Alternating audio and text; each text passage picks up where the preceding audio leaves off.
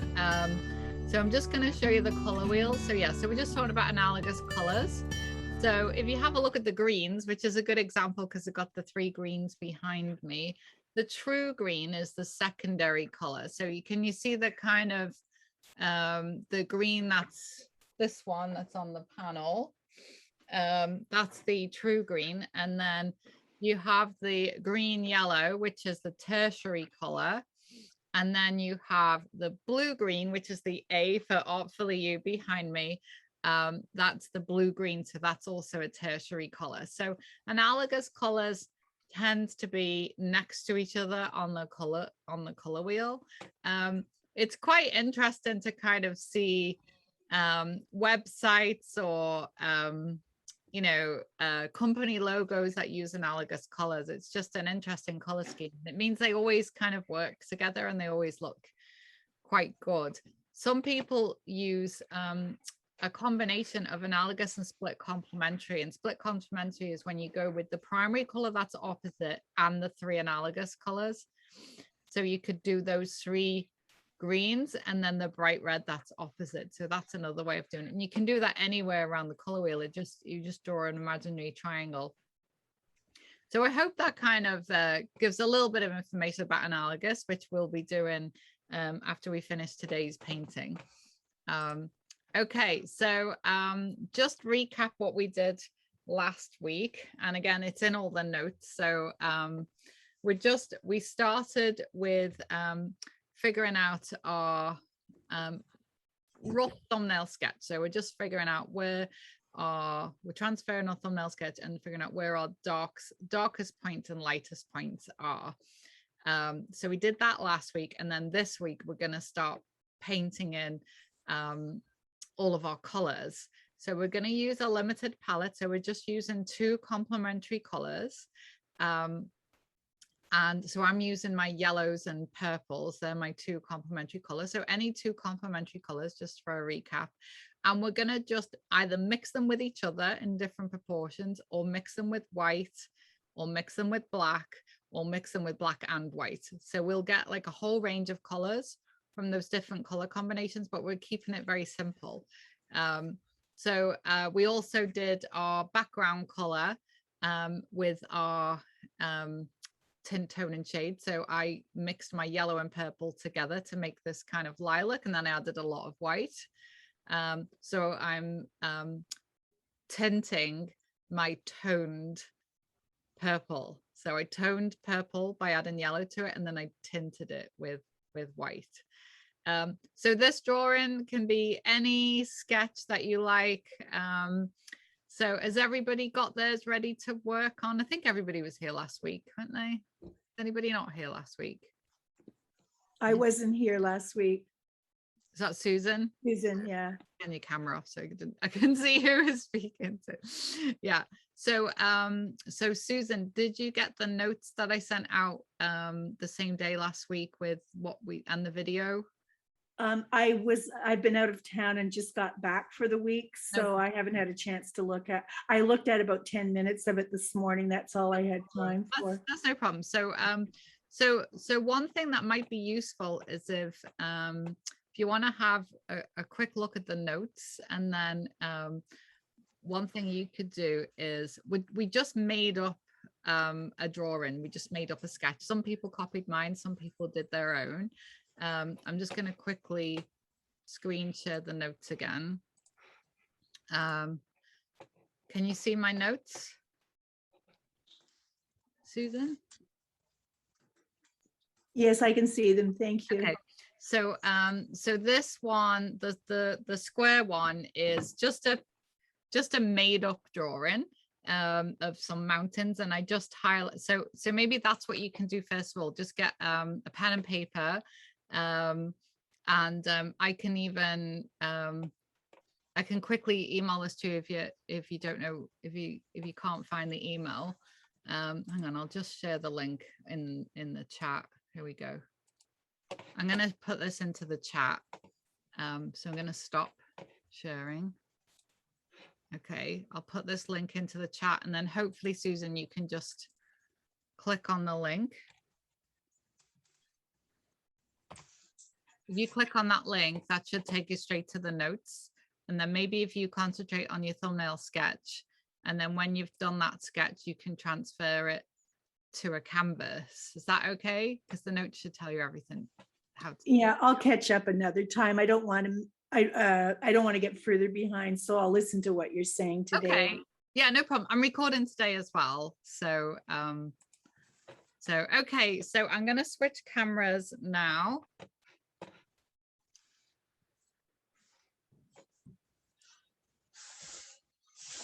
Okay, so I know that's not lined up just yet, so give me a minute.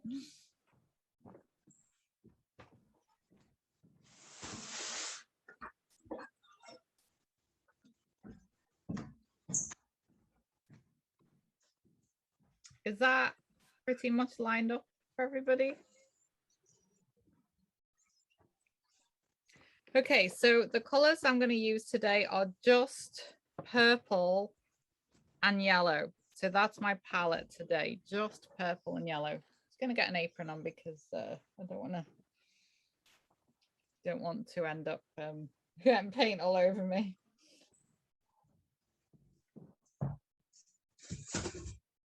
Okay, so I'm going to continue painting this one. I think some people have a different design. So what I do when I'm doing I mean, this is more an exercise on color mixing rather than what the painting's going to look like. So don't worry too much about this being a perfect painting. It's more just getting used to the color mixing.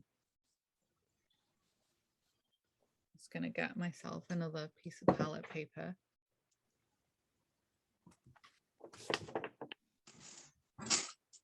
So you're mixing yellow and mauve right now? Yellow and purple. Okay. So my palette is just yellow and purple and black and white. So we're just doing complementary colors, and you know, whichever complementary colors you want to use. Everybody's doing slightly different ones. I think Leanne, you're doing orange and blue, I seem to remember. That's right, yes. Yeah, so I'm doing yellow and purple. If you are doing my color scheme and you don't have purple in a tube, I would say mix plenty, so you have enough to work with. I'm just going to find my purple. So I'm putting out yellow and purple. And I think I shared with you last week my large painting that I had on my wall, my 16 by 48 of this color scheme. But I did actually, I had a painting in a restaurant. I actually got back to show you today. I went and got it yesterday.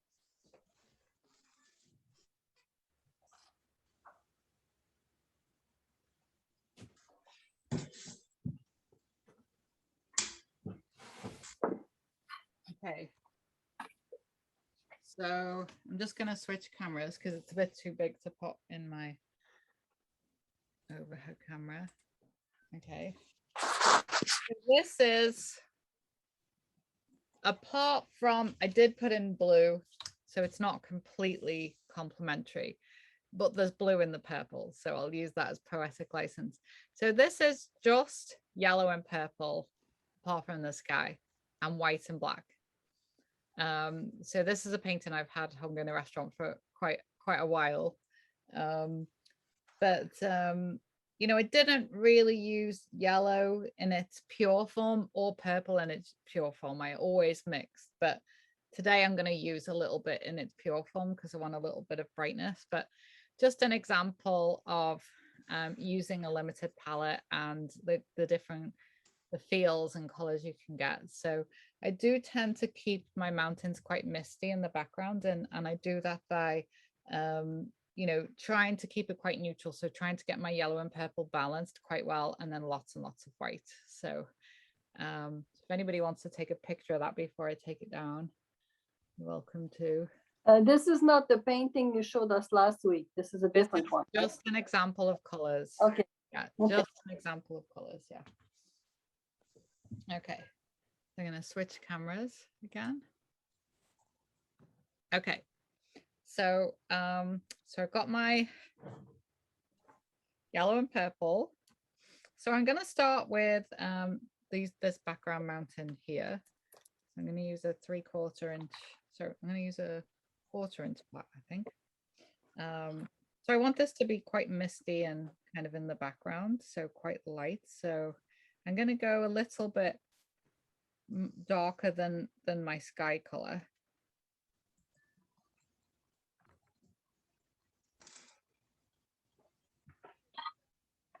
So it's going to be more on the purple side than the yellow side.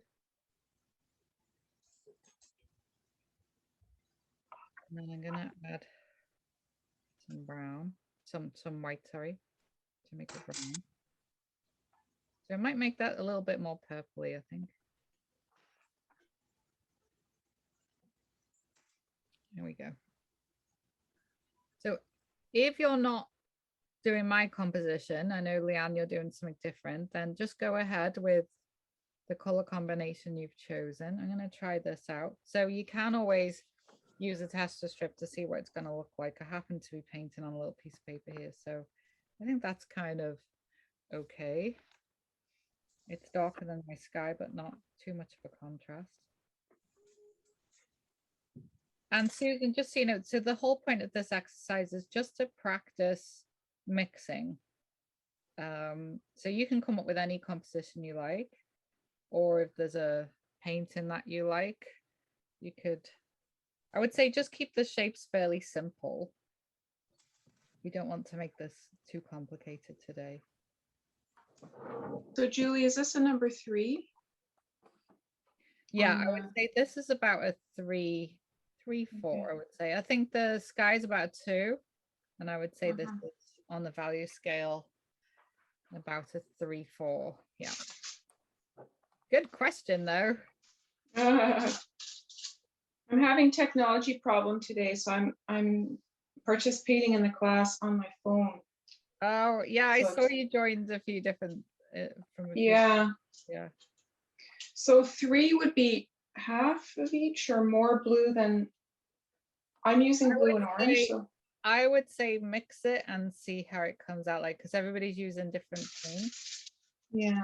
So I would say only a tiny bit of yellow on mine. Because are you doing blue and orange? Yeah. Yeah. So the blue is going to be stronger. So you only want to add a little bit of orange into it. And then It already looks brown. I don't know why. well, blue and orange are opposite on the color wheel. So the reason why we're working with these complementary colors is if you get them in the right proportions, they will make brown because they cancel each other out. Like fire and water, they just put each other out. Oh, true. Yes. Okay. Yeah. So they all will make brown if you get them in the right proportion. So happy accident, you now know how to make brown from 2 complementary colors. Okay, so do I want brown now for my number 3? I would say for your background, you want to make it a little bit more on the blue or the orange side. So you decide, and then add a lot of white to it.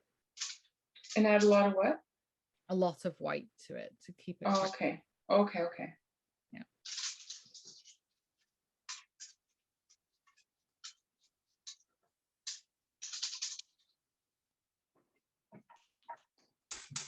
I'm going to work on all my fairly light areas. So I'm going to do the same value here, but it's going to be more on the yellow side. The same value, just more emphasis on the yellow than on the purple. I might make this quite bright yellow, actually. That's where my light is shining. I think I might even use yellow in its pure form. I think I will. Why not? And just put some white with it.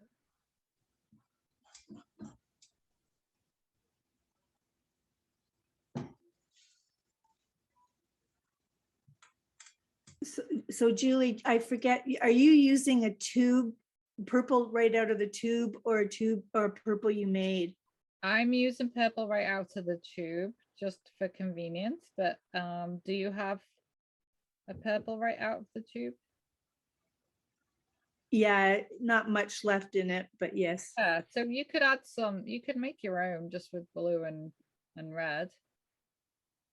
My constructed purples are never look purple. I would say work with what you've got today.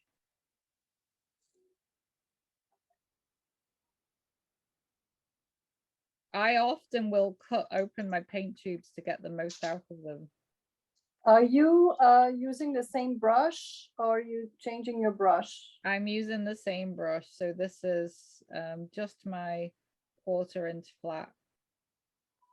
Hmm.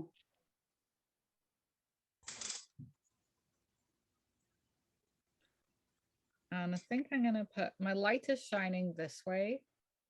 So I think I'm gonna put, just to emphasize the light, I'm gonna put a little bit of yellow on the side too.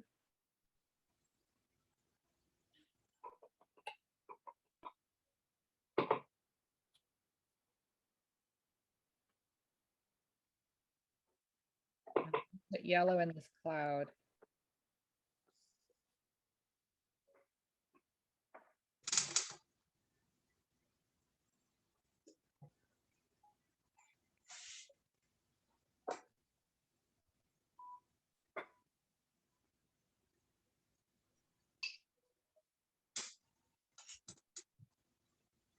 Oh, my white got contaminated. I'll get some new white out. It turned green.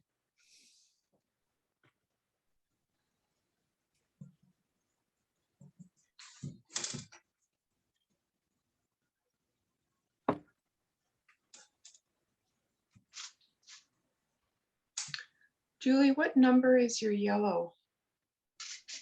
So my yellow is, I'm trying to keep it kind of a 1, 1, 2, so it's brighter than the background color. I might end up lightening the background a little bit. I'll see how it looks. Nita's asking some good questions today. I don't know, my mountain is a very unusual color.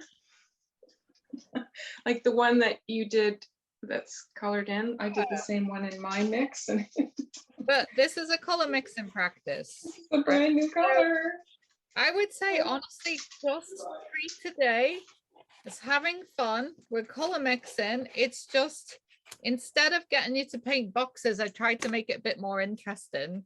Yeah. I say, and paint a scene, but don't think about the scene or what it's supposed to look like. Just have fun with the color mixing. So I have one more question. So I thought we were going to do all number 3s before we moved on to a new color. Yeah, so I've just decided that I want my, because I've got space in my cloud right now. I just want to finish off. So, you know, we can go a little bit lighter. It's you know, it's entirely up to you. I feel like my sky is a little bit dark. I might lighten up my sky a little bit. I feel like now that I'm putting on other things, I feel like this is going to be too dark for what I want. I actually feel like I want this more my mountain color, and I need this to be lighter. So, you know, that's the thing about painting. Yeah. We often make adjustments as we go. Mm-hmm. Just because we plan it a certain way, sometimes it's like, oh, actually doesn't quite read right, you know. Kind of like life. Exactly. You have to make adjustments as we go. You looked very glamorous at the baptism, Anita. Oh, I wish you could have come, Julie. Oh, I wish everybody could have come. It was like honestly so different, and we had to be there at 7:30 in the morning. Holy moly. Yeah. Yeah, I liked all the outfit changes. Oh my gosh, yeah. We were starting to call her Katy Perry. I know. Well, that's what I said to Laura. It's Katy Perry with all the outfit changes.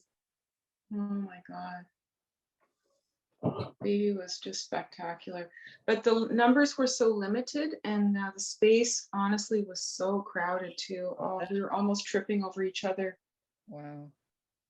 But it was An experience by the sounds of it. It was definitely an experience, because at one point, like the baptism was in this tiny little room, smaller than a small bedroom, Wow. I feel. And after that was over, it was like a whole hour of something going on in the church where the priests were getting ready to pray over everything for a whole hour before the Oh, wow. mass starts. But toward the end, there was this very typical, is it called keening? Where Right. they do this sort of chant. It was very sweet anyway, Right. to welcome the baby. Ah, My husband and I were like, well, we had been in the Coptic Orthodox Church before when the other two were baptized and when the kids got married, but it's a very warm community. It was very nice, very long, 3.5 hours, the wow. whole thing. Yeah, so we were kind of dying, but we did get through it. Yeah, And then the two boys were getting very restless, but they were also I'm sure. outstanding in their patience. So yeah. But the baby was definitely a superstar. Oh, I know. Yeah. The baby, you know, being made to change clothes and being fussed. Oh, yeah. And what was so sweet too was that she smiles at people even though they're wearing a mask. Like, can you imagine a baby sensing joy with a mask on? Yeah, she must. I found that to be just so interesting. Yeah, Like, I guess they sense your joy with your eyes. yeah. Yeah, it was really quite something. She's only 4 months. Mm.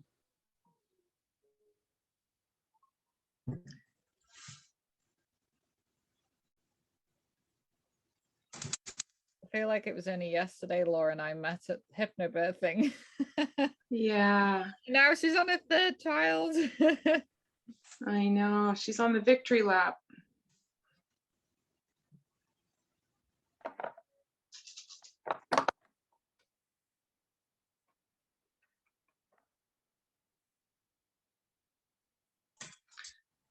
How is So I every- noticed that you're covering up all your lines to your sketched lines, right? That's what Yeah, you're also doing? yeah. Okay. I kind of don't want them to show. Okay. I am actually going to lighten my background. I feel like it's just too dark for what I want. Mm-hmm. So I am going to take this up a notch. So this is where I try and mix the same color, but a different value.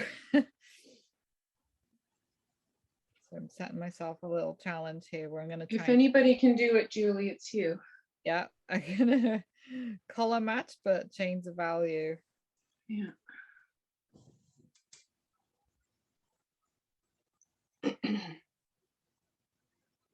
This is where the thumbnail, the Mm-hmm. tester strip works.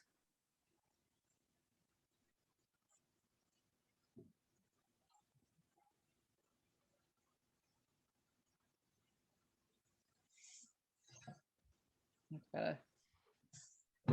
It just felt too gloomy, you know.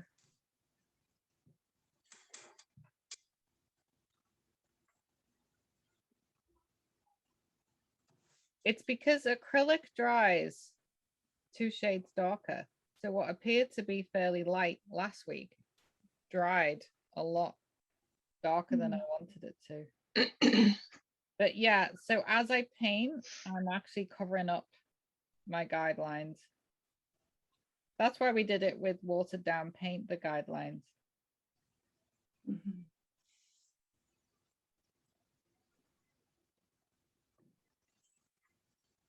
I might leave the top part that color. I might just fade it in. I'm definitely going to lighten up this a little bit. Need more white. I mean, for all I know, this might dry exactly the same color because it dries darker. Sometimes you have to go really bold and then you realize it dries a little bit darker.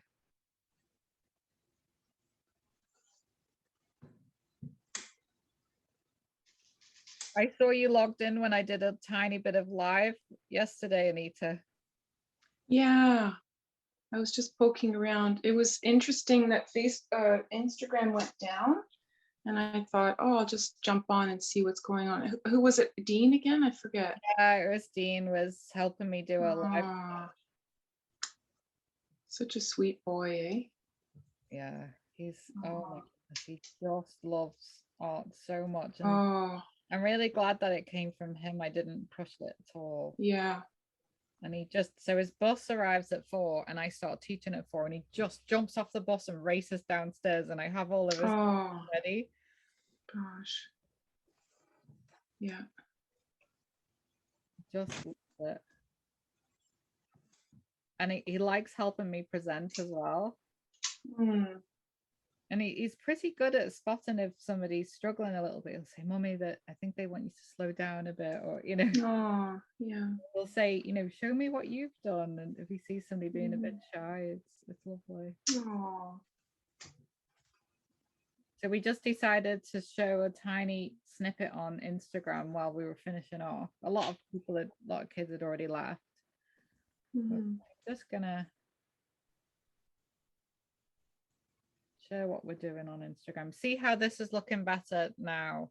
I wanted the background to be the similar value to the clouds, so this is working better for me.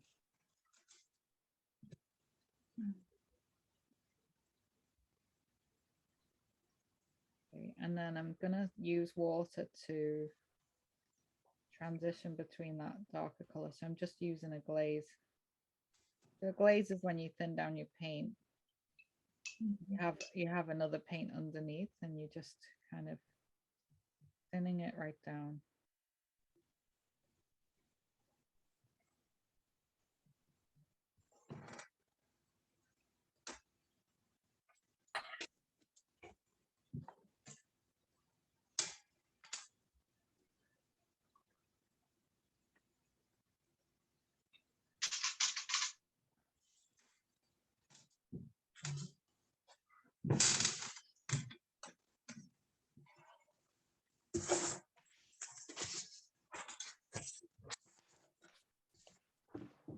Okay.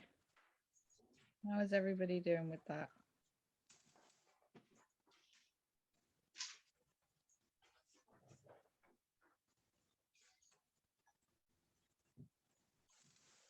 So because I've done this a little bit dark, I'm going to lighten this one up now as well.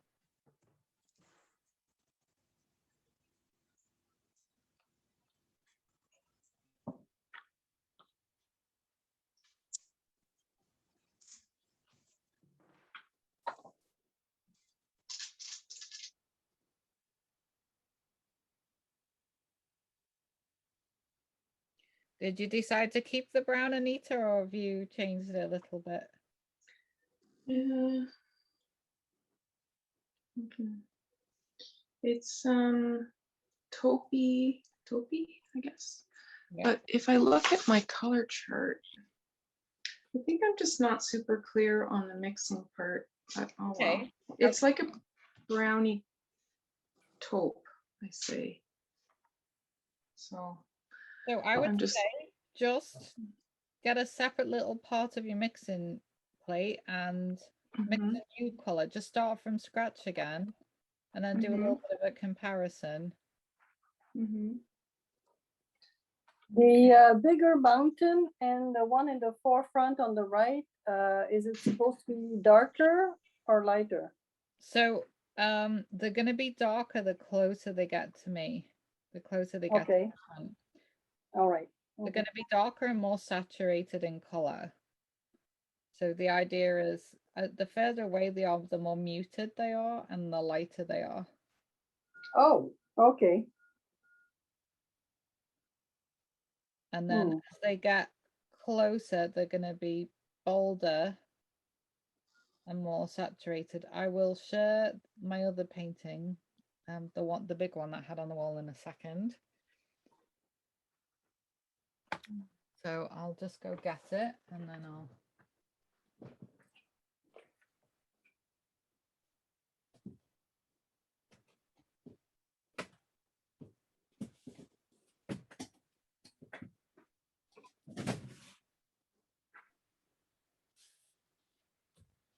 really big one.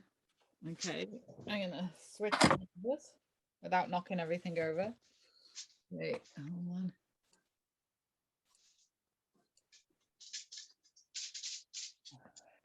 Okay, here we go. Okay. You haven't seen this one. Just want to make sure I'm in the middle. Can you see that? All right.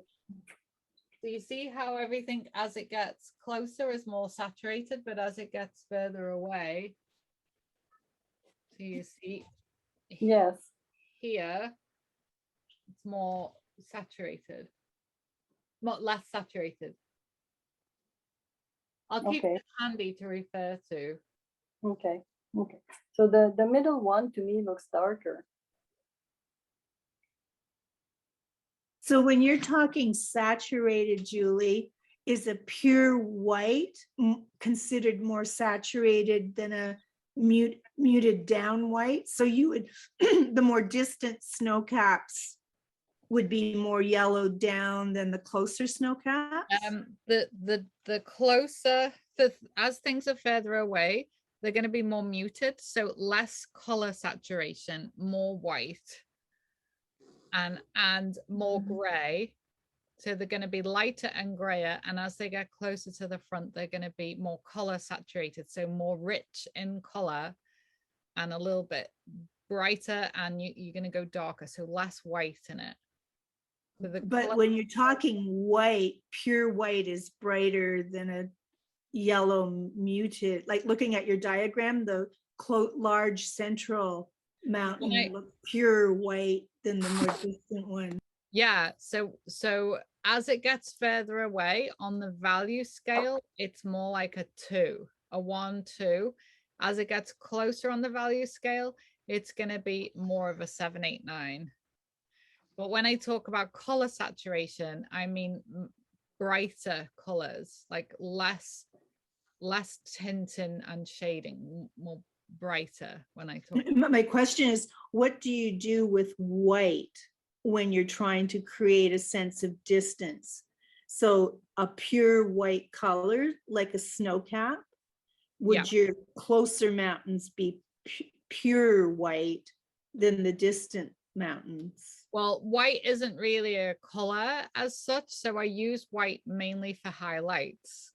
I wouldn't use white as a color. White's just to emphasize and highlight different where my light source is.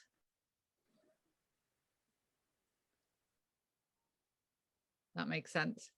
It was just more where white is in your painting. Yeah. Where you have a white item like a snow cap, So or a white flower. Would the closest white flowers be white and the more distant ones be more something mixed in? So you're talking about if you had like a field of flowers? Yeah, either a range of mountains where there's white snow caps. So I'm just talking about the snow part, or a field of white flowers, or anything that's white. Like, what do you do with white when it comes to trying to create depth? When you create depth, I tend to, as things get further away and they're white, they take on a slightly grayish, bluish grayish tone. So in that case, if it was, say, a flower in the foreground, right at the bottom, the front of the picture, and you wanted it to be pure white. I mean, white, I still put a lot of different colors in to make up white. So I'm going to show you some snow scenes. Like even the mountain range you were just showing us even. Yeah, so I'll show you this one as an example of white. So I want it to be brighter in the foreground. So although, you know, we know that these trees have snow on them, these have got more muted gray blues in, as opposed to this white that's right in the foreground. So you can create the feeling of white without actually it being pure white. So the only pure whites in this painting are the snow drifts here, and my moon, everything else has been slightly different shades of bluey grays. I actually use brown to mute all of these. Maybe it's easier to tell with the mountain range you were showing us. Yeah, I'm not exactly sure what you mean. Like if you're saying if Going no, back to right, the finished painting, the large finished mountain range painting. yeah. It, Do you want me to show you that one again? yeah, yeah. Sorry, I'm not quite understanding what you're asking me. Sorry.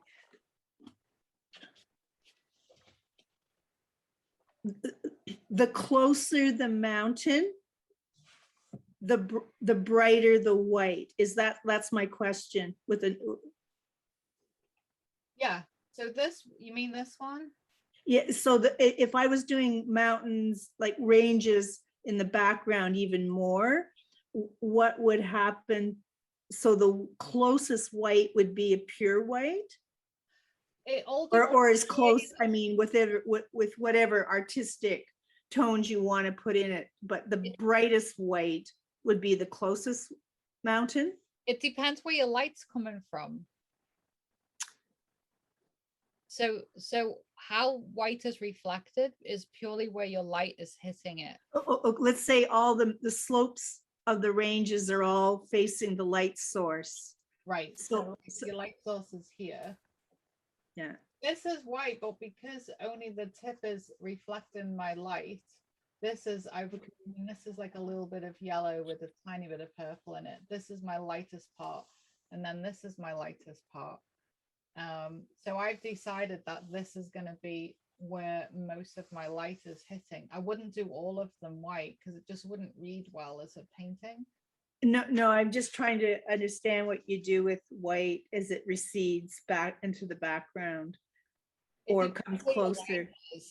I mean, if you're painting a white flower and your light is behind you and Yeah, the flower, then I would do it. it's more with mountains, I guess, with snow-capped mountains. It depends on where your light is coming from. But let's say the light is hitting the mountains all the same on the same side as if you had a series of, okay, I'll let it go for now. Yeah, Yeah. it all depends on where your light source is as to where. Yeah, I understand that part. I'm assuming everything equal with the light source, just to give the impression of receding. What happens to the white? Is it the purest white the closer you are, and how does it fade in the mid and far in the mid distance versus the far distance? Yeah, I'll have to show you some more paintings I've done of mountains. It all depends on where the light is coming from, because the light really will be bouncing off in certain places. So I will, if you stay behind at the end, I will share some more paintings of mountains and show you exactly how I depicted the light. I know what you mean with the white retracting, but it all depends on where you set your light source.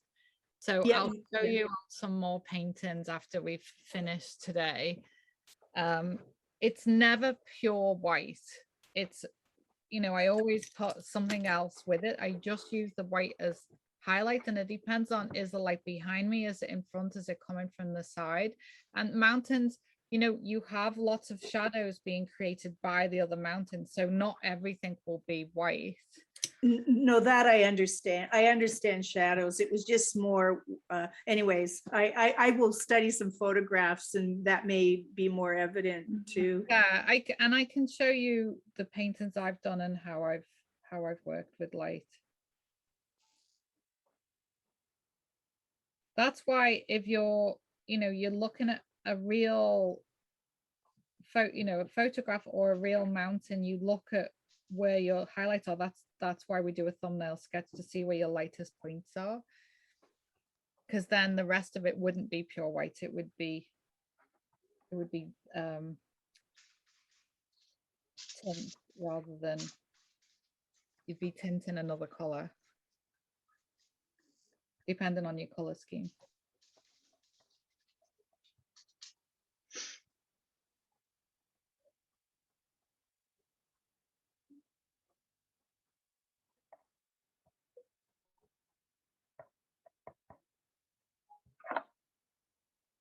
Okay, so going on from what Susan was saying, I am putting my pure whites.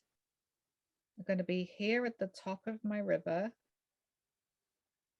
I'm putting a little bit of pure white because my light sources come in this way. It will be just on the tip of this mountain here, just on the tip of this background one. And it will be on this one. And everything else is not getting that pure light. So everything else will be tinted down a little bit.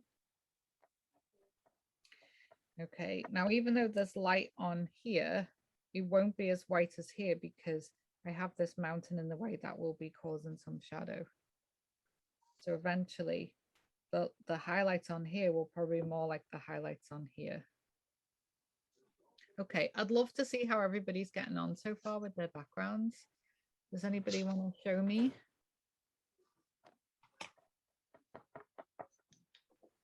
How are you doing, Anita? I don't know. See my colors? Oh, I love it. Hang on, and just Well, you're so kind, but I'm just going with it. I really like all those colors. They're brand new. Yeah. So I'm trying to take in what you're saying about the light source and etc. Yeah, I mean, this is a color mixing exercise. I wouldn't say Yeah. don't get too hung up about, you know, it's just instead of painting boxes, I really want you to just practice mixing and enjoy the colors you get. You know, Yeah, that's what I'm doing. Experiment. I don't want you to get too hung up about it being. It's really hard for people like me because I'm a struggling perfectionist. Right. So, you know, so that's all. So I'm just trying to just enjoy it. Yeah. And not get stressed.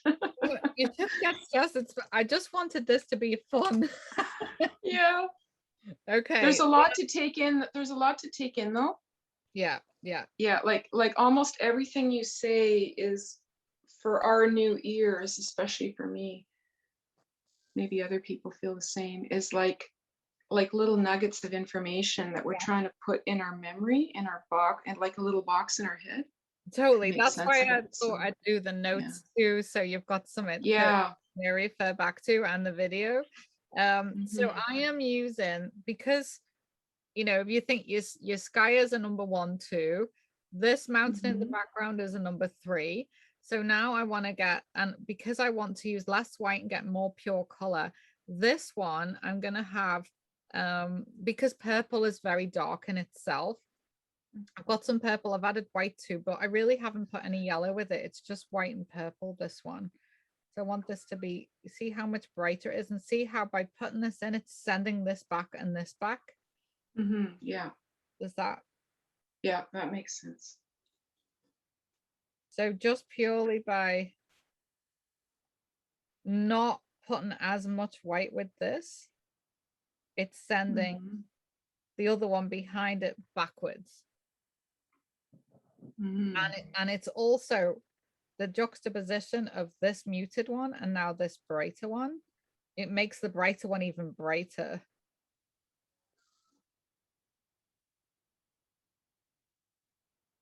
So I need to decide at this point, which mountain is closer to me, this one or this one? And how I decide that is by dropping the horizon line of one of them. So 2 things, I drop the horizon line and I make one of them brighter than the other one. So if I want this one to be closer, I might not do, because this one's smaller. I'm going to make this one closer. So I'm going to drop the horizon line of this one and make it brighter than this to make it look like it's closer. So I've got my nice pure purple and white with this one.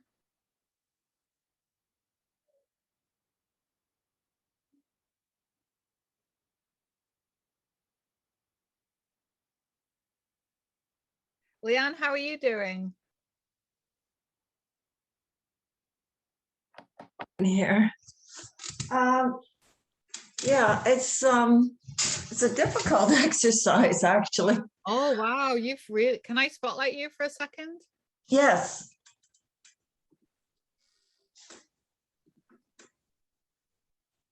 Oh, very nice. Well, I think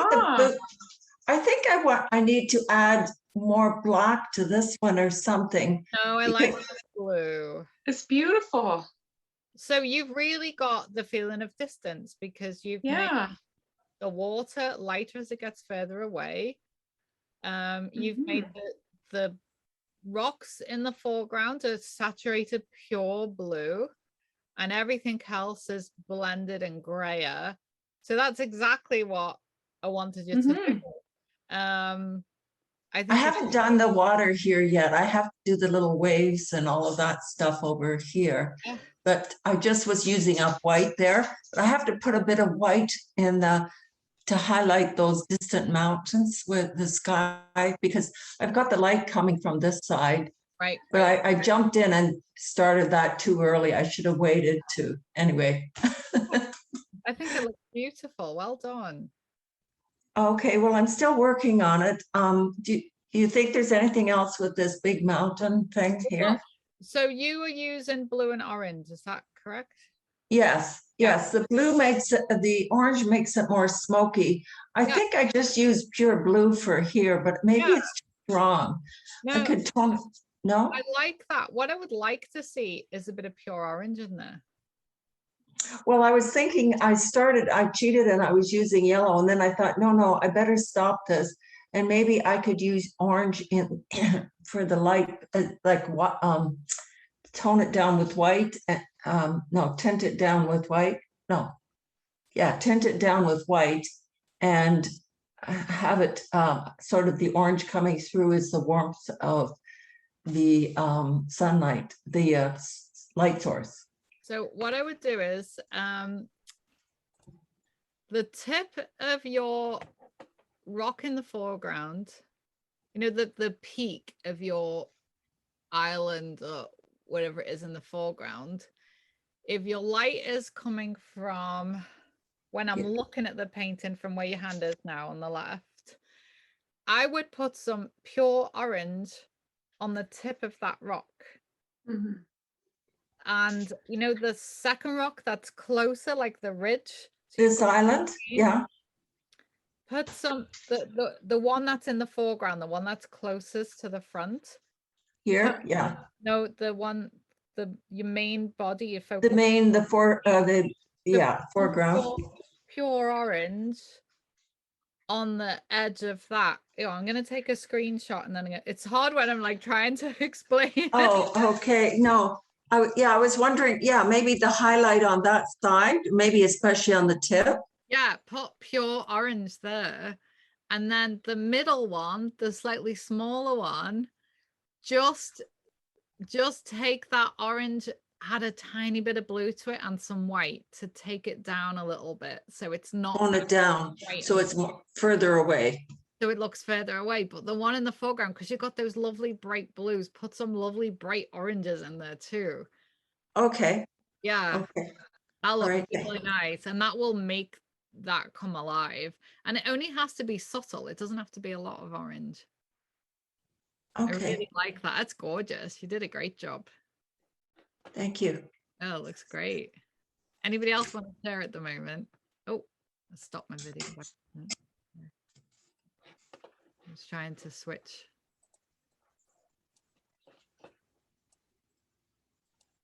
Okay, I'm going to keep painting mine. And then if at any point you want to see. I wonder what you're going to do with that big mountain on the left side. One? Yeah. So I'm going to do Ooh. fun with it. So I'm going to take this purple that I used for this one. And I'm actually going to put in another gradient because I feel like I want. I'll put in I did that too. a lot of color there.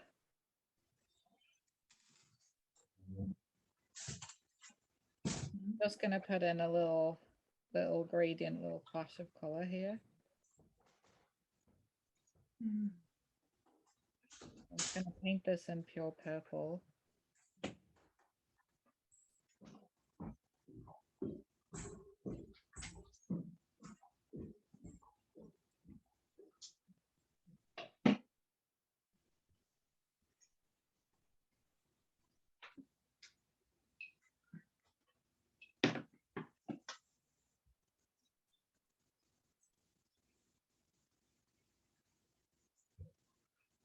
Purple and yellow are a different color combination because purple is naturally darker than yellow. If you're using a color combination like red and green, they're more similar on the value scale. So you get different experiences with it.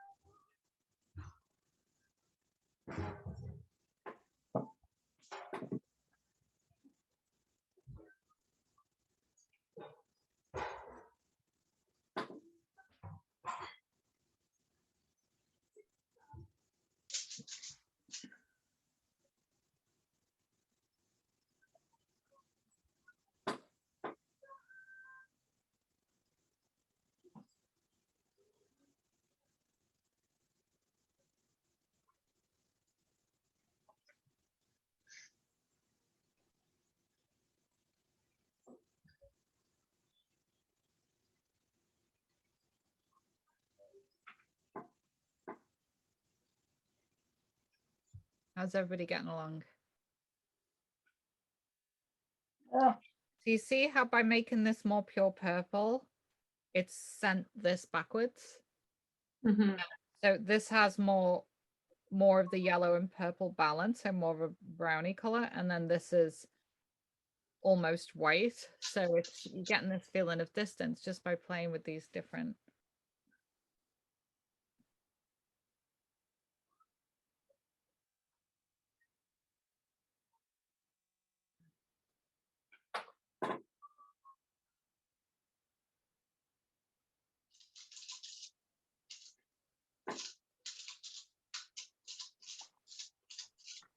So with regards to my water,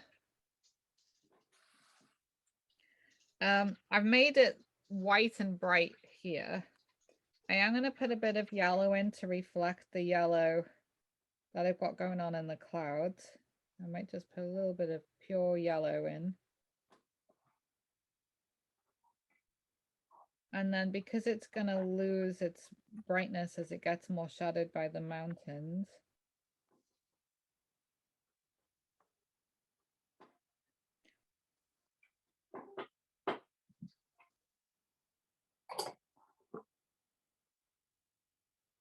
I'm going to add some purple to the mixture to make it a bit kind of browner.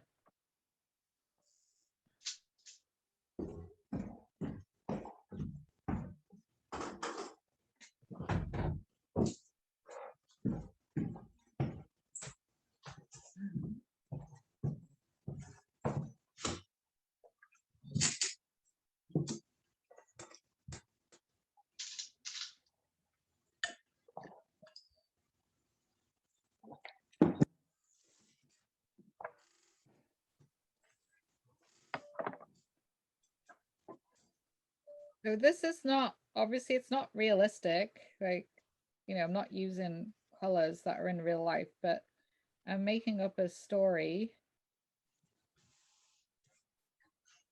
by playing with these two contrasting colors. group of 7 often didn't use, you know, realistic colors, but still, you know, created these amazing compositions. So I'm just using pure yellow and I'm just muting it down with a little tiny bit of purple. So as we get into the kind of middle ground and foreground, we want to have more pure color and less mixing with white. So I'm just doing, so I've started off with white to get the light reflection from the clouds, then pure yellow, and then I'm just adding a little bit of purple in just to get a bit of a feeling of distance.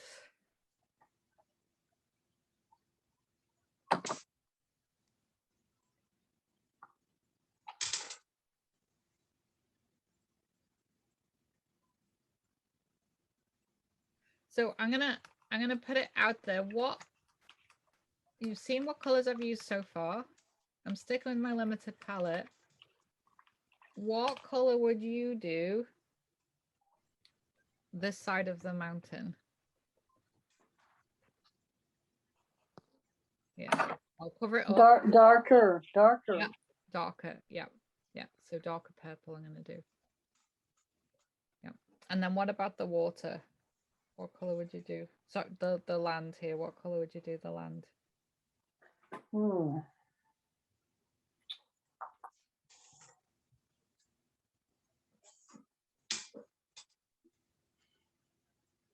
Mm-hmm.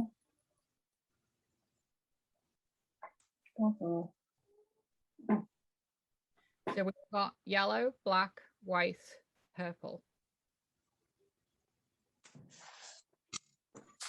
So far we've mixed purple and yellow together and we've added white. I haven't touched my black yet. An interesting thing happens to yellow when we add black to it.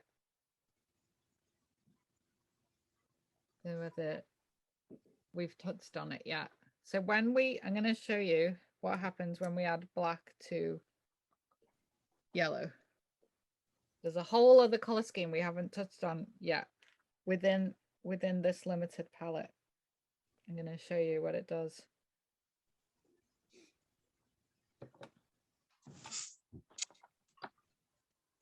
It's quite interesting. It only ever happens with yellow and black. It doesn't happen with any other. So if I get a whole bunch of yellow, I add a little bit of black to it.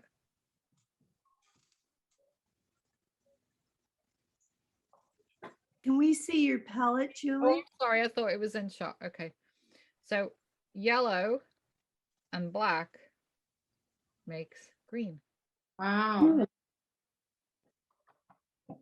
So I could use the green in that form because that's the pure form. But it's giving me a whole new color palette because you see when I add white to it, that this is just yellow and black and white. See, I've got light green. If I add more yellow to it, I've now got like a moss green. You see all the greens I'm getting? Hmm. Is that because there's ultramarine blue and buried in black? Yeah, that's exactly why. Yeah, because black is made up of all of Mm. yeah. And it only happens with yellow. And that's why if you're painting a lemon, you don't want to use black for the shadow of your lemon. You want to use purple. Otherwise, you'll end up with a green side to your lemon, unless you want it to look green. Yeah. But it's very interesting that happens. So that's why I like this color palette of purple, yellow, black, and white, because you get all these different colors, you know. So I'm going to use this yellow with black and white. I'm going to use it for the land further away, and then I'm going to make it greener by just using yellow and black as I get closer. And it only happens with this color scheme. It's pretty cool though, don't you think? Yeah.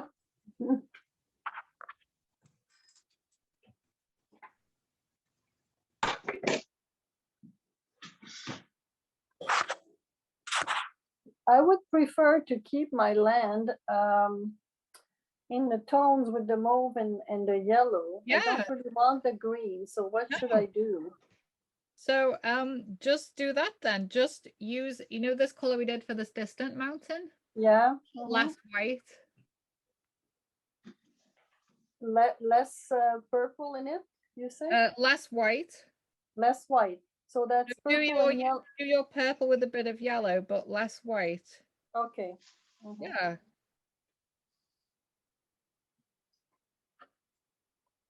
I mean, I didn't utilize the green in that big painting, but I just thought it's just because this is a color mixing exercise, you can see Yeah. how interesting this is, you know? I just wanted you to kind of see how fun it is to, you know, What size of brush are you using at this point? I haven't changed my brush yet, so I'm just using a 1/4 inch flat. Okay. It's more like 1/3 of an inch, but it's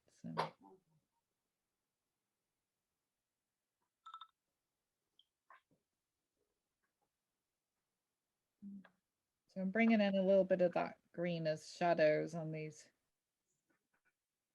objects here. Might make that even darker. Color mixing is, I find it just fascinating, you know.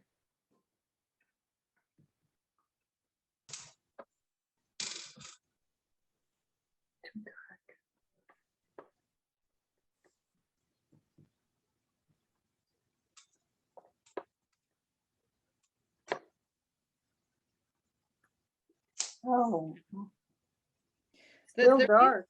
the reason why we're playing with this is just so that when, you know, you go back to painting a regular painting and you maybe, if there's a color you're searching for, you'll just know a little bit more how to make it.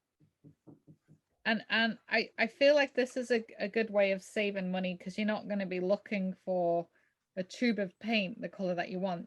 Hopefully you'll be able to just make it. That's my aim anyway. And I just felt like doing a scene would be a little bit more interesting than just painting boxes, you know. I know it's challenging though.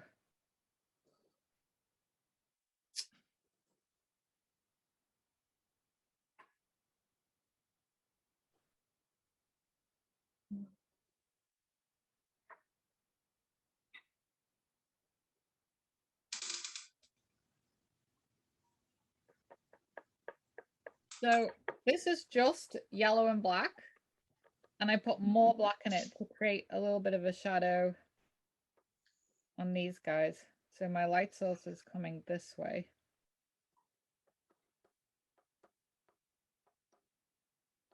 So what do I use for my background with orange and blue to make the land?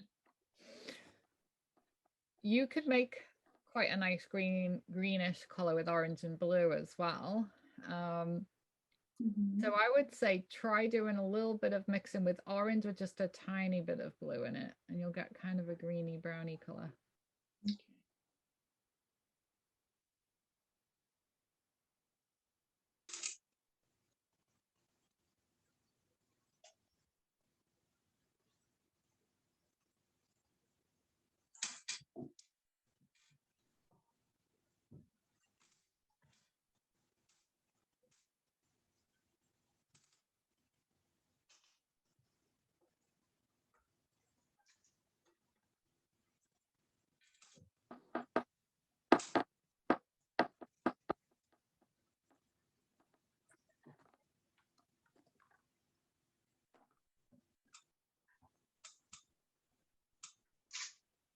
So if you're looking to paint a forest, you can get a nice forest green with just yellow and black, but you can get a different forest green with a different yellow. So you know yellow ochre, the one that looks like mustard in a tube, which is actually yellow ochre is this color. It's purple with yellow, but you can buy it in a tube as well. And that makes a nice green as well. I'll often use yellow ochre with black to make a forest green.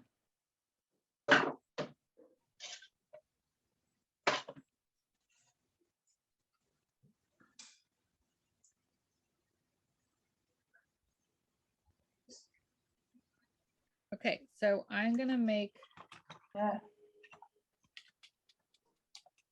my deepest color is gonna be this side of the mountain, and it's gonna be purple with black. And maybe a little bit of yellow, but it's gonna be mainly purple with black. So I'm just gonna get some of that out.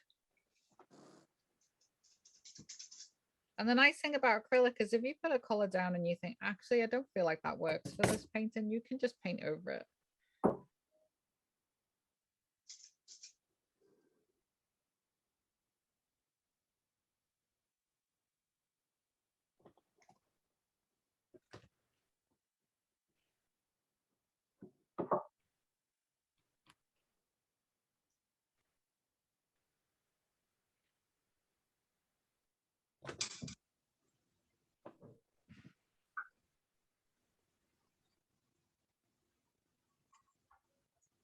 Okay, so I'm using pure purple. I'll show you my mixing tray.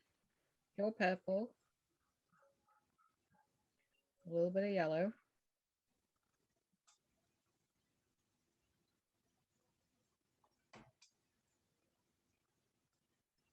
I'm gonna see how that looks when I put it on.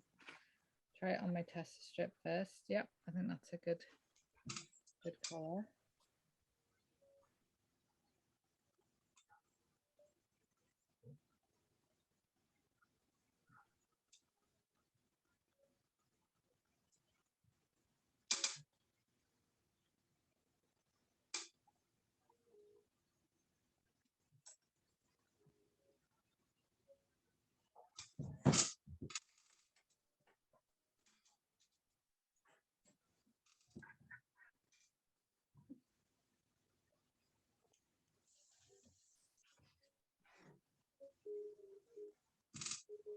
Now I've deliberately not made enough. I'm gonna show you why these tester strips are good. So I've run out of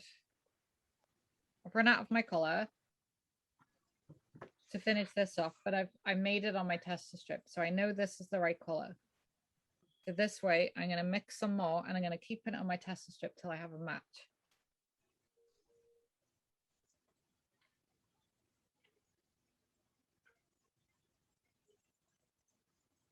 So I've deliberately put in too much yellow. Tester strip, it's not the right match.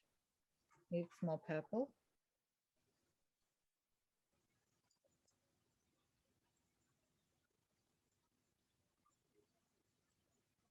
So I'll try this again. Tester strip, that's a good match. So that's why I use the tester strips. And what you can do is write down how you made these colors. Like it's like a little recipe card, and you can keep it. I keep like a little binder with all my tester strips when I was first color mixing to remember how I made certain colors. So when you buy these kits with a gazillion different paint colors, I would say they're a waste of money, because the only colors you really need a lot of is white, black. And I think if you're going to buy a kit with lots of, you're going to spend money on paint, you're better to get the cool and warm of your primaries plus a lot of white, because you can make anything else with practice.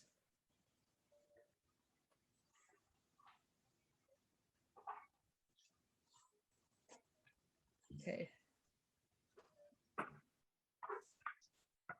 I'm just going to use this as an example, and I know what I'm going to change, but I want to ask, what would you do differently? This mountain looks very flat right now. So what would you do to this to make this mountain stand out? Hmm. See how it looks quite flat right now? I certainly have a sense of distance. So this is just purple and yellow. This is just purple. And this is purple, yellow, and white. So purple and yellow, just purple, purple, yellow, and white. What do you Ye- think this needs to not look as flat?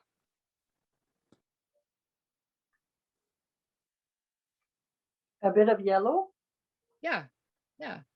So just I would put like a little something here, like a highlight, but not as bright as these because I want the focal point to be here. So yeah, so I'm gonna use yellow. I'm gonna wait for it to dry, and I'm gonna put like a shape like this, but with yellow, maybe yellow and purple, but more on the yellow side. So yeah, see, you know how to do it now. Mm.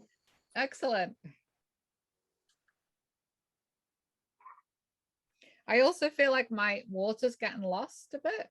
So I'm going to make some changes here too.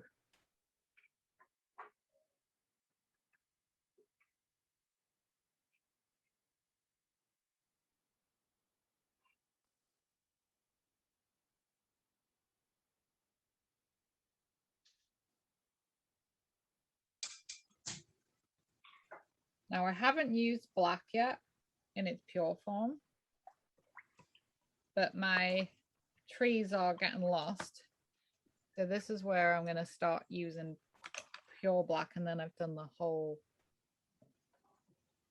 spectrum of 0 to 9. So I'm just going to put pure black just on the edges of these trees or shapes, whatever we've decided they're going to be.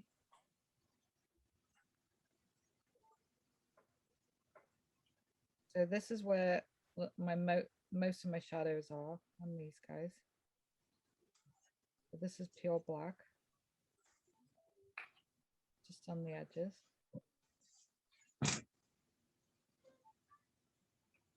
I'm also going to put pure black on the shape here.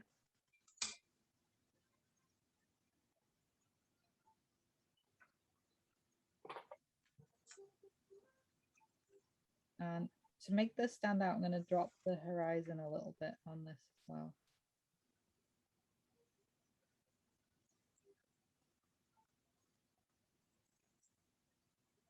Julie, to get my grass or whatever, the field, did you say mostly orange and some blue? Yes. Okay. I mean, it's not going to be green like grass green, but you're going to have an interpretation of it using your palette, you know, using your restricted It palette. actually just looks like that taupe. Maybe I'll add more orange to play with it. Say this is just a color mixing exercise. When you're painting something for real, you obviously have a lot more freedom to say, actually, Yeah, I'm gonna just use green. You know what I mean? yeah. But just wanted you to restrict yourself so you could see what you could get by mixing two colors in black and white. Mm-hmm. Yeah.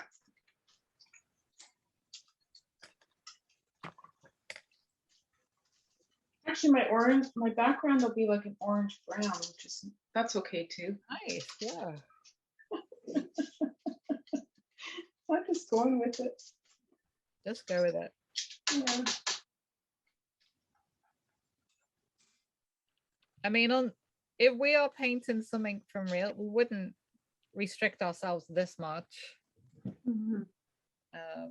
But I feel like it's a good exercise to do. Mm-hmm.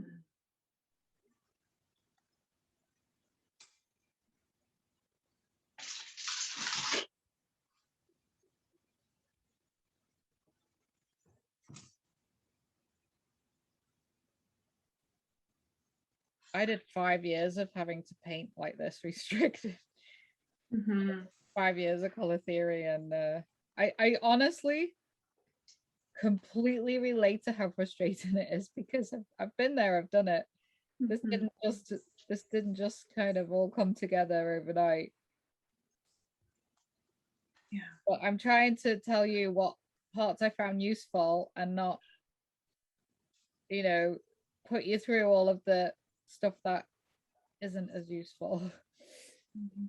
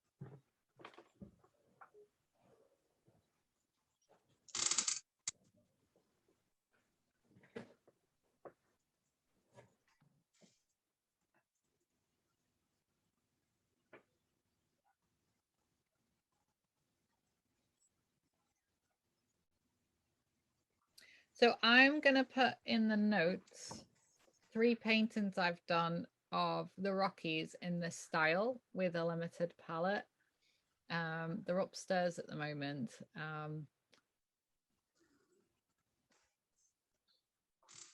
Actually, I'll bring one of them down. I think it might be useful if I bring one down. I'll post them in the notes, but I'm going to go upstairs and get one which I think would be a good example.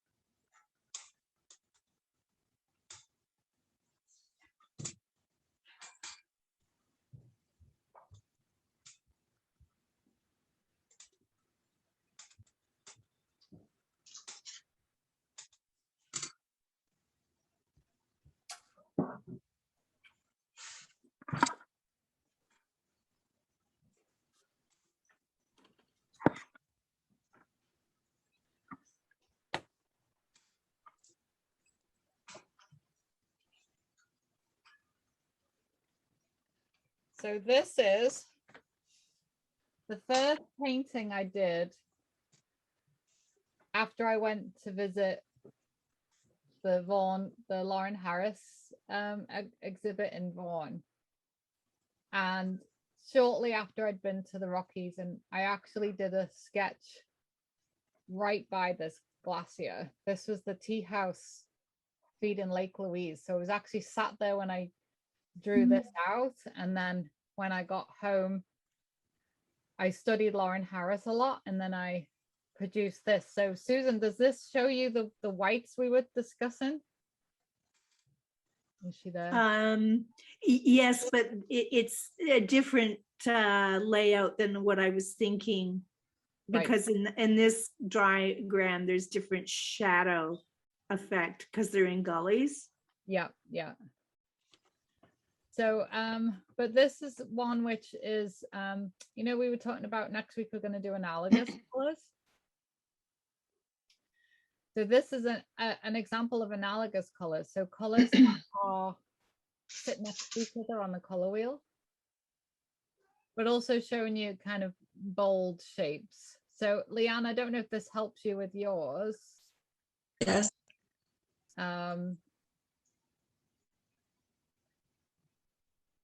Well, I can see the, I have to finish the water, but I can see how the water from the white far away to bringing in the blue tones and then gradually getting darker right into the foreground. Yeah. I think that's what I would need to do to finish off the water part. I haven't done really much with the water. Yep. Except that one is really flat, like, or you know, you don't have waves because it's probably ice and all of that. Yeah. When I was there, it was funny because it was July, and so it was July and roasting hot at Lake Louise, and it was a 3-hour hike up the mountain to the tea house. And when I got to the tea house, this was ice. It really felt this cold. It was snowing. Yes. You get that feeling of cold and the ice for sure. Yeah. I was there. I was there once in May on Mother's Day, and the whole lake was frozen, but people kept walking out. There were signs all over, and they were walking out to take pictures standing on the ice, like, and it was May, so there could have been some melting, you know. I was there at different times of the year, once the end of May, and there was at least 2 or 3 feet of snow everywhere but the walkway. Like the air was warmer, but the lake was covered in 2 or 3 feet of snow, and all the grounds were covered in snow. So it was, I went racing up looking to see the blue lake, and then it was just snow. Oh wow. Yeah, it was, I have to say, like, that trip really changed the way that I painted. It's you know, um it was pretty interesting trip. Just to actually see those mountains and how spectacular they are, and Mhm. it reminded me very much of New Zealand. I spent some time in New Zealand, and well, obviously all of this, once it's dry, I would put a second coat on because it's a bit patchy, but you get the idea.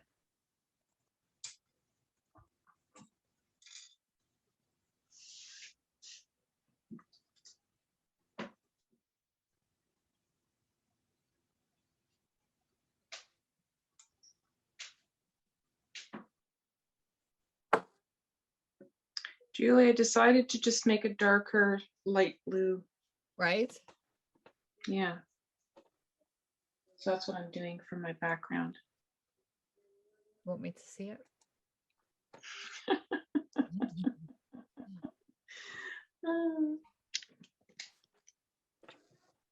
Oh, look at that. Yeah. I feel like So- that's like Louise. You're funny. Those kind of look like it. I like the use of oranges. I like how you've got all those peach colors. Yeah.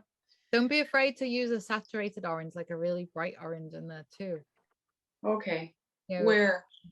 let's have a look at it again. I have it attached to a stand, so I'm holding it. I don't know if you can see it. Yeah, Can you see it? don't be afraid to put some. I think, you know, in that middle section, the middle ground, you've got a few Mhm. pure blues. Don't be afraid to Mhm. put a little bit of pure orange in there. Or even on the rocks that are in front of the blue mountain. Here? Yeah, you could put some pure oranges there. Yeah, right there. Okay. All right. Yeah. Okay. All right. Thank you. Okay. I am sorry if everybody found this really challenging. I was hoping you'd find it fun. No, Well, you know what? We're learning. We're learning. No, it is necessary. I think it is important. I Yeah. think it's this perfectionism about having the composition and the shapes all Yeah. right, but that's not what it's about. No. And I think the mixing is a challenge, but I think I can see the value in the long run. Yeah. And how the lessons of tint, tone, shade, how they play into it as well. Yeah. Mhm. One exercise I had to do, which I really don't want to put you through it, but we took every single color. So, and we made the entire color spectrum in this crazy grid of about 100 boxes, just using the primaries and black and white. And we made every color you could imagine in this grid of like really subtle changes. So that, and then we wrote, I'm just gonna switch cameras so I can kind of explain with my hands what I'm trying to explain. So along the top of the grid, we had the color, and then on the side of the grid, the other color. So I could say, okay, that's a moss green. How did I make that? So I'd kind of say, okay, ultramarine, and then I'd look what was across.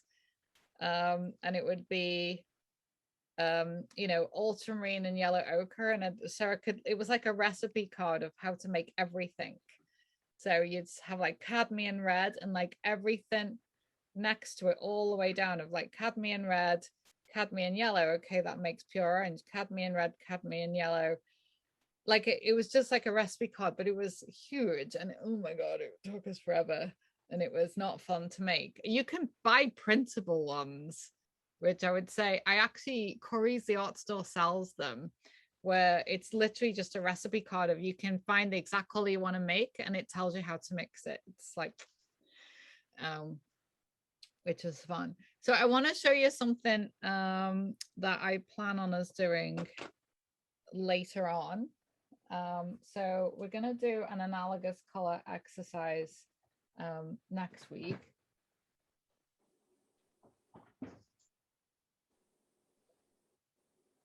But this is an exercise for the latter part of the course, which is, and again, it's all of the colors. So it's a completely made up pattern. It can be anything. I made this up by I drew 3 mountains and then put lots of lines through it to break it all up. And then I just played with color. So I just put in all my I tried to put in everything 3 times. So I put in all my pure reds, then my pure yellows, then my pure blues. Then I started doing all of the mixing we've been doing. So I'll mix yellow with black and put it in 3 times, then yellow with white and put it in 3 times, and then you know, black with red and put it in 3 times. So this is black with red. Then yellow and blue and put it in 3 times, and yellow, blue, and white and put it in 3 times. So I just made up this multicolored. I think it looks kind of neat. And it's just playing with color.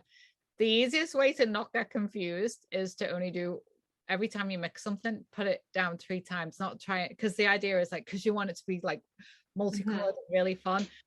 It's once you start going rogue and say, oh no, I now want to put in blue, now I want to put in orange, and you end up with some spaces and you're like, oh, now I don't know what to put in. So just do 1 color at a time, but it's really fun. So I wanted it to be like a stained glass kind of feel, but quite abstract. When I do my kids class, I love doing this one because I just say, right, just go rogue and mix whatever you want. But let's try to only put out 1 color at a time, otherwise it can go a bit crazy. Yeah. So this is just my 3 primary colors, and I made all of those colors.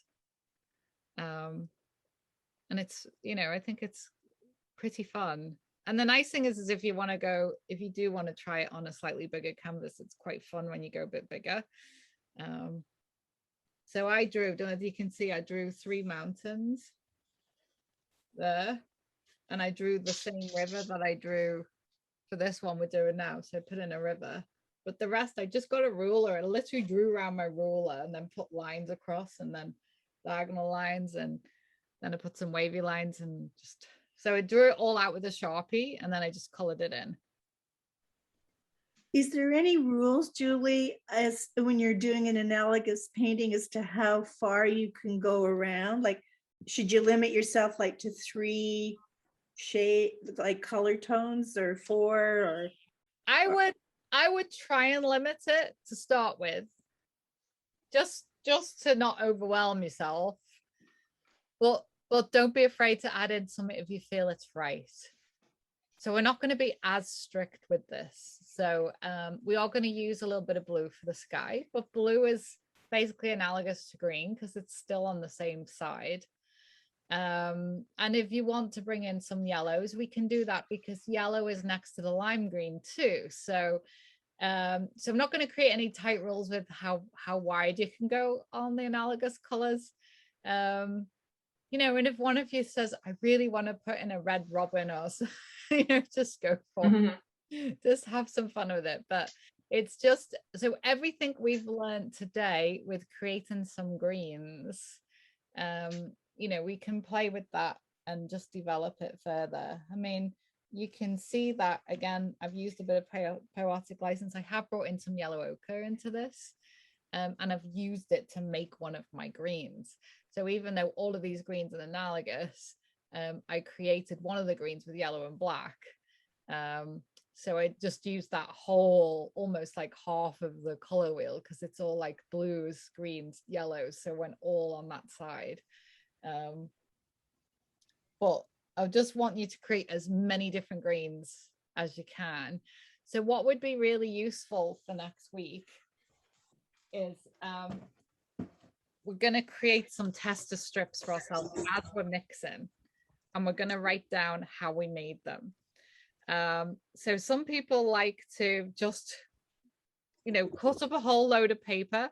You might want to staple them together and, you know, put a little cover on saying, this is my forest palette, And then as we make them, you can write down, okay, I made oh, I like that color. I'm going to put a little swatch of it here, and I'm going to write down how I made it so that the next time I paint on my own, I know how I made that color. So hopefully you're going to have a set of these next week with all like a recipe card of how you made all of these greens. So you'll never have to go and buy sap green or hunter green in a shop ever again. Julie, I did a green chart years ago. I can't yeah? remember if I showed it to you. I Did you think want you to see did. it? Yes, yeah, I'd love to see it. Yeah. Julie, while she's That's looking, it. That's exactly what I Oh. want you to make. So it Mine starts off with on the edges. Yeah. it starts off with like a warm yellow and a warm blue, then a warm yellow and a cool blue, and then a cool yellow and a warm blue, then a cool yellow and a cool blue, and then down like ochre. And so it just shows you it's like you can't get a good green out of a tube. So No. I've this was one of my probably my first acrylics class, intro to acrylics, and I found this was the most useful exercise to get real in nature colored greens. Oh, I'm so glad. So the only difference we're going to do is we're going to put them on the edge so that if we want to see what it looks like, we can actually hold this on our canvas, and actually see it against the canvas. So, if you want to see what this will look like on your paint, and you can hold it right up to it, and see what the match is. But I think that's perfect. I found it a really good exercise, and I'm glad that it's something that you use all the time, because the idea is it becomes a tool, and it's maybe put it in like a little, when you get all these like little swatches that you've been making, put them in like a little workbook or something, so that you've got them handy as a go-to when you're trying to figure are out. we going to do that in the class next week, or do you want us to do that ahead of time? We're going to do it in the class together next Okay. week. Okay. So we're going to make all our greens, and we're just going to have some fun making green color strips. So so I would recommend you bring to the class tomorrow, next week, some thick paper. You can either use watercolor paper, or I've just tore off the cover of one of my sketchbooks because it's a bit thicker and sturdier. So just make yourself, how many strips do you have, Susan, of that one? They're all on one they're all on one large page, like about, it looks like it's maybe 14 by 10. It was a multimedia paper I put it on. So you've got 4 strips of color combination. And then at the bottom, it's ochre with the cool blue and ochre with a warm blue, like the warm blue being ultramarine blue and the cool blue being phthalo blue. So we're gonna be practicing with strips, but we're gonna be using our primary colors. So we're not gonna worry about. So I just want to kind of ascertain what primary colors everybody has. So for now, we're just going to be using cadmium yellow as opposed to yellow ochre, because I don't want to bring in too many different color variants to make the strips. I also used Hansa. So there's 3 yellows. This exercise was 3 yellows. Cad was the warm yellow, Hansa was the cool yellow, and then ochre was just to show what else you could do. But it was primarily just mixing the 2 yellows and 2 blues. The Cad yellow, the Hansa yellow, the ultramarine blue, and the phthalo blue. Right. That's a really awesome exercise. So we're going to add in black and yellow, black and cadmium to make one of our strips. Because that gives you some really interesting colors as well. So I would say let's cut up 4 of these for for next week. And I say you can use watercolor paper, but the reason why we're going to put them on the edges is so that we can put them up against our canvases and see. So you want cadmium yellow and is ultramarine blue okay? Yeah, Okay. and black. And black, okay. Yeah, and white, obviously, so we'll need white as well. And we'll have an 8x10 canvas ready. Have an 8x10 canvas ready, because if we have time after we've done the color mixing, we're going to sketch out the design for the following week. I Okay. love the painting. I'm inspired to do that painting.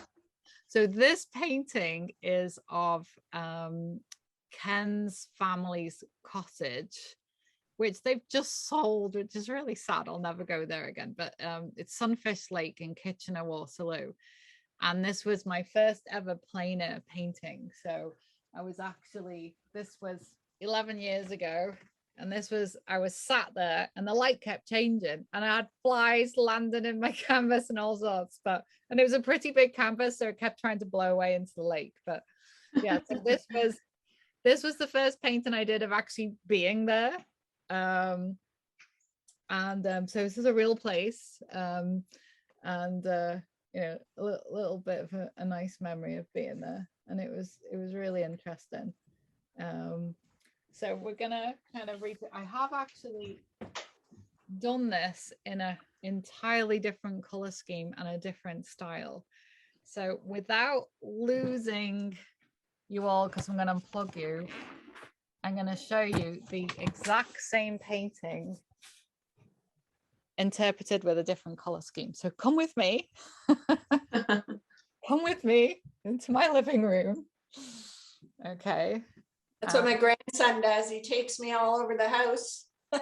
Can you see the same painting? Oh, Yes, yes. beautiful. Exact same painting. Love that. Yeah. Different season. Different season, different style. Say all these. So this was taken, that painting I did plein air and then just changing it in my studio and doing something a little different. Beautiful. Yeah. I do really like this color scheme. That's why this one's hanging up and the other one's down in the basement. But I was inspired by this Tom Thompson. Mhm. So I wanted something that would kind of go with the Tom Thompson style. So you know, it's nice to take you know, when you sketch out a design and actually try different ways of doing the same image, you know, really play about with style. That one is more stylized. So that, you know, that one upstairs is a lot more stylized than this one. This one is more realism. But I did enjoy doing this because I only took yellow, blue. I only took the primaries. So yellow, blue, red, and black and white with me because I was outside and I didn't want to carry too much. So for me, that was my first test of making lots of greens. Actually just being out there and trying it out. But I feel like green is probably one of the most fun analogous exercises you can do because there's like such a huge spectrum. And by adding in black, because as you're right, it's already got ultramarine in it, you can create like a whole other strip of greens. Okay, so I'll stay back for any questions. If everybody else wants to leave, thank you so much for today. Thank you for your patience. I know this has been challenging. I hope nobody's cursed me and you don't all hate me now. Yeah, We don't. Yeah, we definitely hate you, Julie. That's why we keep coming back. I want you to have fun. I don't want it to be stressful. I want it to be really fun. And I'm hoping that this will, you know, give you more confidence with color mixing and know that, you know, you really don't need to buy that much paint. I want you to feel like, you know, you can achieve any color.